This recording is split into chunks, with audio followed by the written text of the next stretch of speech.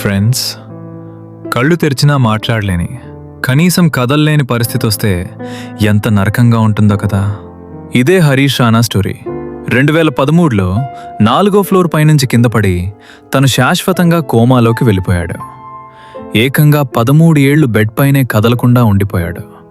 పైపుల ద్వారానే ఆహారం అందించేవారు. తను ఎప్పటికీ కోలుకోలేడని డాక్టర్లు కూడా చేతులెత్తేశారు. కళ్ళ ముందే కొడుకు పడుతున్న నరకాన్ని ఆ తల్లిదండ్రులు చూడలేకపోయారు. ఆ నరకం నుంచి విముక్తి ఇవ్వాలని 2024లో హైకోర్టును ఆశ్రయిస్తే కోర్టు రిజెక్ట్ చేసింది. అయినా ఆ తండ్రి వదిలిపెట్టకుండా సుప్రీంకోర్టు మెట్లెక్కాడు.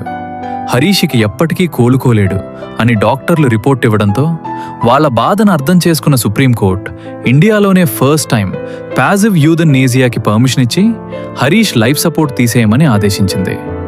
చివరికి 13 ఏళ్ల నరకయాతన తర్వాత మార్చి 24, 2026న హరీష్ ప్రశాంతంగా కన్నుమూశాడు.